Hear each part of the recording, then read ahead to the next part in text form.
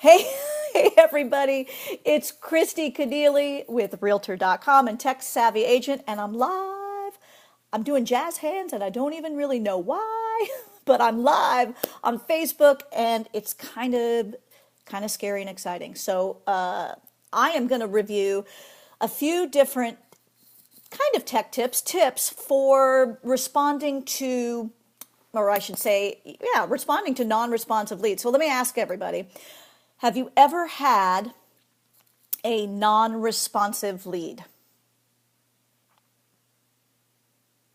Oh, I can hear you. I hear everyone. Not really, but I'm guessing people are going, yes, I have. Sorry, I'm just getting messages. This is kind of crazy because you got to read messages while going live. So, yeah, we've all had the non-responsive lead. So what I want to share with you are some tips and tricks that I've learned from top agents around the country who have shared with me some stuff that works really well. So the first thing I want to talk about is email. And let's say you got an online lead or some sort of lead and they emailed you and you emailed them back, but you haven't heard from them in 12 hours. So what I want to do here is pull up a slide that I want to show you. Julie Farmer from Savannah. Julie, if you're watching, hey, shared with me this awesome script. So I'm going to kind of reverse the camera here. Oh, the wheels are coming off the wagon. Let's see. I want to see that you can. I hope you can see this. This is the email that Julie sends if there's been no contact in 12 hours. Now, I'm going to ask you, does this immediately look canned or like she wrote it? It looks like she wrote it, but she didn't. It's canned. It's just written so casually and naturally that it appears like she popped it right off. So, ... do you have any must-haves or deal breakers that I should know about before I send over some new listings?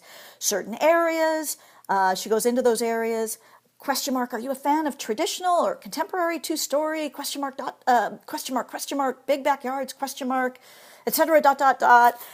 And what I want to just point out is, one, I need to get a new stand for my gigantic phone, is that that works really well for her, even though it's pre-scripted, canned, it doesn't appear to be so. So definitely look at your automation. Automation works when it doesn't look like automation. So it's worth getting in there and tweaking some of those emails if they sound a little overly formal or too long. Keep it short and sweet and end with a question if you can. I want to kind of stay on this topic of email. Here's another really great tip that I want to shout out to Tristan Ahumada and Jeff Rubenstein, because we have all talked about this tip.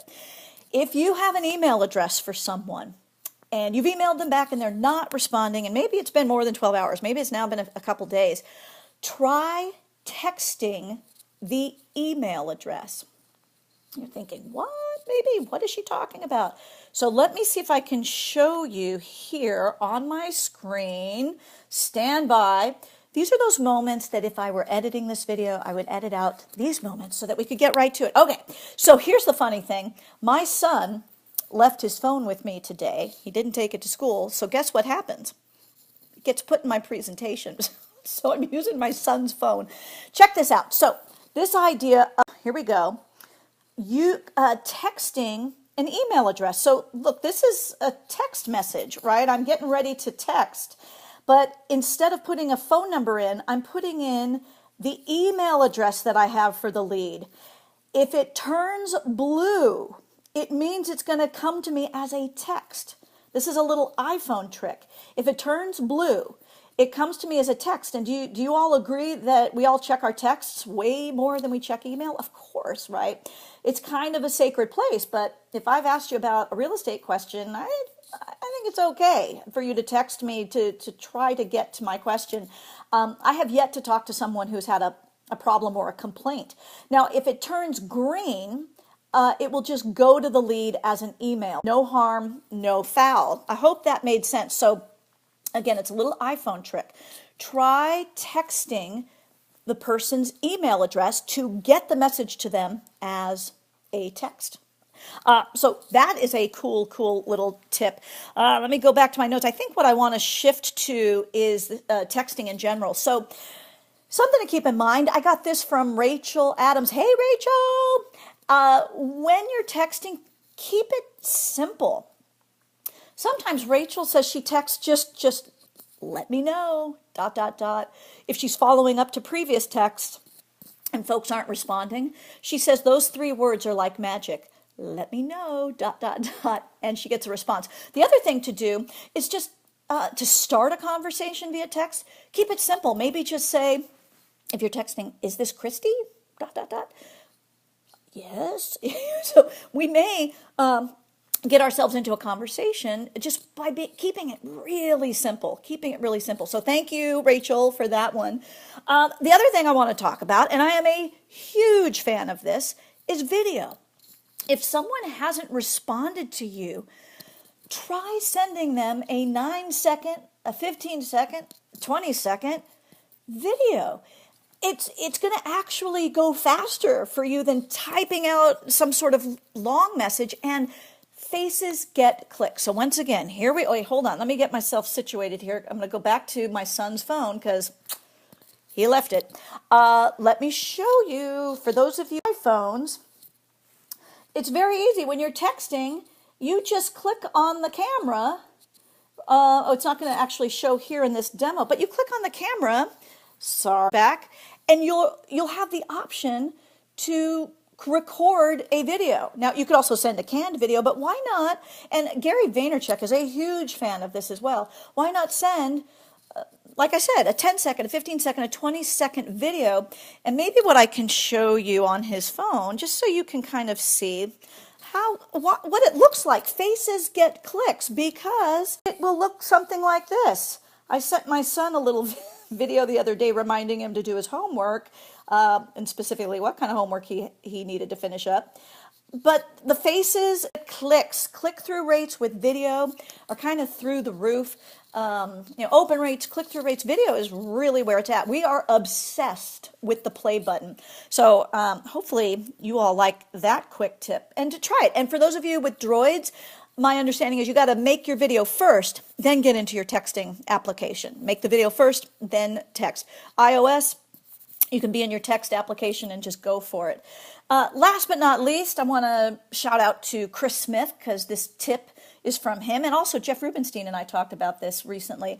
The double dial. So if a lead hasn't responded to you, don't call them once, but call them at least twice back to back. Because if the phone rings just once and they don't pick up because they don't recognize the number, it makes sense, right? But if you call back again, there's a chance they might be like, oh, I wonder if this is important. They called back immediately. And if that happens, or if you get them on the phone and it feels awkward, it doesn't have to be awkward. You can say, oh, I was just going to leave you a message, but I'm so glad I got you on the phone. So that's the double dial, back to back. Double dialing, try that. It doesn't have to be weird. It's just you. As Rachel Adams likes to talk about, informing them. Your job is to keep them informed, and you're doing the best you can to reach somebody. So with that, what did we learn? Let's summarize from Facebook Live. Let's summarize a little bit here. We learned use your cell phones in interesting ways, right? But first, we talked about email and that email script from Julie Farmer that might be effective for you or something like that if you haven't heard from someone in 12 hours. We talked about keeping text simple. We talked about texting someone's email address, and you might have some luck with that. We talked about trying video, and we talked about the double dial. We also learned don't leave your cell phone with me because I end up using it in a presentation. So with that, I hope you could all hear me. I hope the internet connection was okay. This was a really fun experiment and first foray into Facebook Live. And if you like these tips and you think your colleagues would benefit from them, please share this, send this, share this. We'll go full circle and let me know in comments if you liked it. Have a great rest of your Thursday. If you have other quick tips that you want to share, go for it on dealing with non-responsive leaves.